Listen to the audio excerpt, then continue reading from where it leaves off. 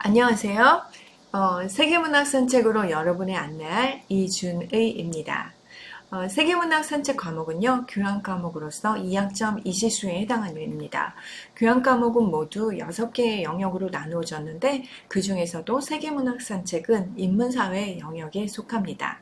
세계문학 산책에서는 세계적으로 유명한 작가 6명의 작가의 일생과 그리고 작품, 그리고 그가 살았던 시대의 역사와 문화, 그리고 여러분의 인생에 대해서 이야기하는 과목입니다. 세계문학 산책에서 만나게 될 작가들을 먼저 살펴볼까요? 네, 그림으로 먼저 볼게요. 여러분 아시는 작가들이 있나요? 네, 저 맨 밑에 제 세익스피어가 보이고요. 그리고 해밍웨이도 보이고 세르반테스, 그리고 위쪽으로 가면 괴테가 보이고요. 그리고 아래쪽에 제와벌의 도스토옙스키가 보입니다. 그리고 바로 위에는요, 입센이 보입니다. 이러한 작가들을 여러분이 만나게 될 텐데요. 제가 시대순으로 거의 구분했기 때문에 세계사를 공부하는 느낌이 같이 들 거예요. 한번 어떤 것들을 공부하게 될지 하나하나 살펴볼게요.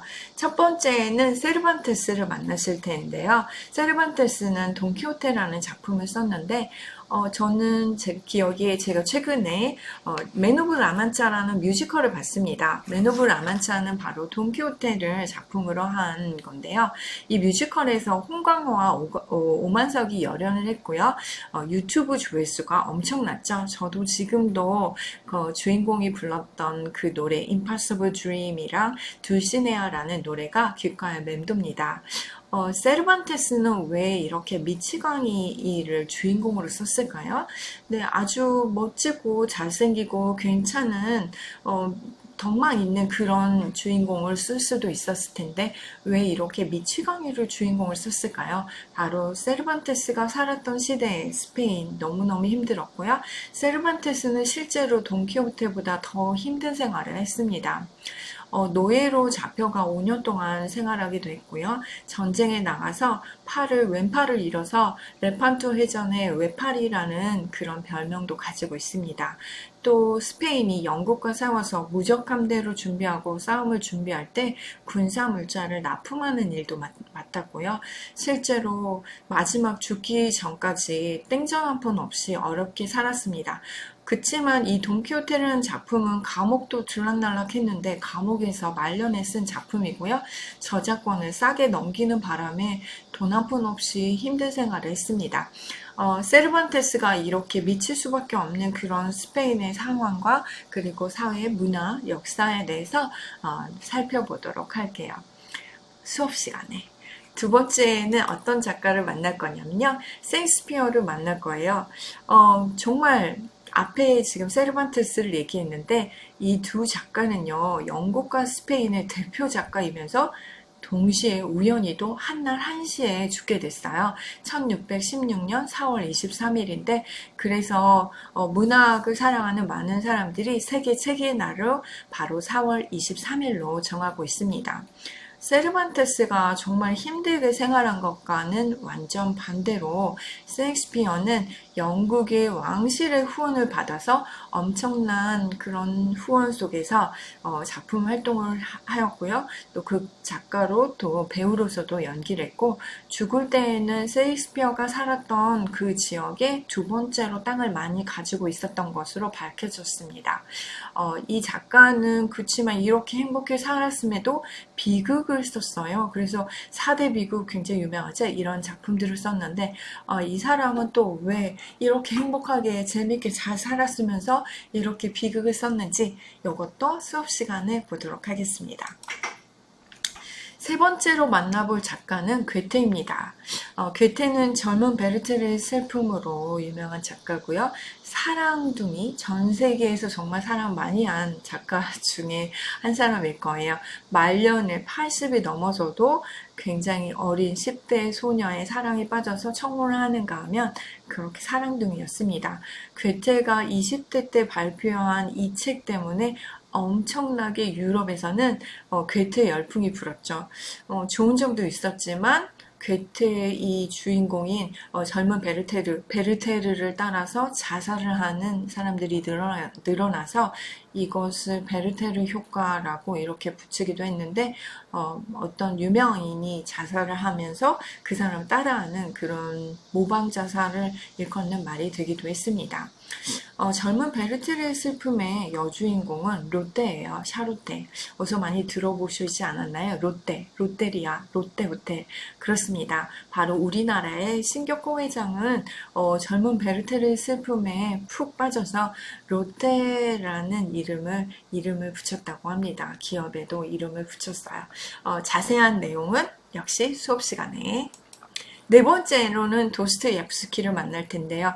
도스토옙스키가 살았던 그 러시아 너무너무 어렵고 힘든 상황이었는데 도스토옙스키는 재화벌이라는 제목만 봐도 너무 무거운 그런 느낌의 작품을 썼는데요. 이 작가는 아주 인간의 심리를 너무나 잘 그리고 있는 작가로 유명하고 우리나라에서 도스토옙스키 팬들이 굉장히 많습니다.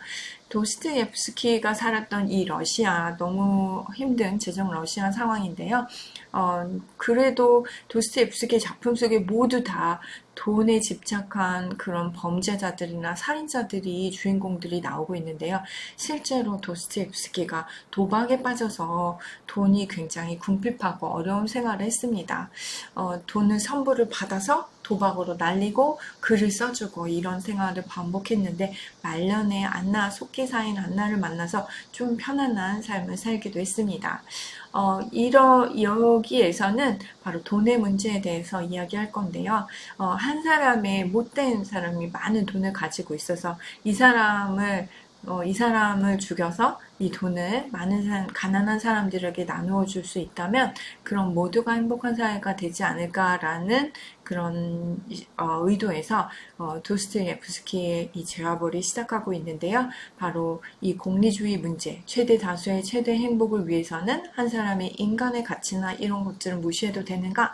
이런 문제들에 대해서 이야기해 보도록 할게요. 다섯 번째로 만날 작가는요, 바로 입센입니다.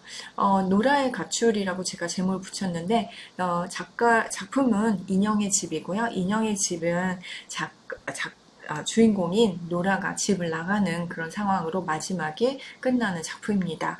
이 작품을 통해서 이 페미니즘이 어떻게 시작되고 이 작품을 통해서 페미니즘이 확산되었거든요. 그래서 이 여성주의에 대한 의견들이 요즘에도 굉장히 많이 여러 가지로 문제가 되기도 하고 어떤 것들이 어떻게 실제로 여성주의가 변했는지에 대해서 살펴볼게요.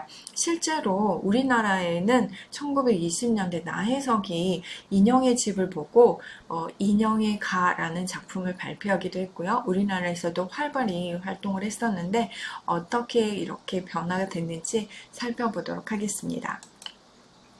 여섯 번째로 만날 작가는 해밍웨이입니다. 노인과 바다라는 작품이고요.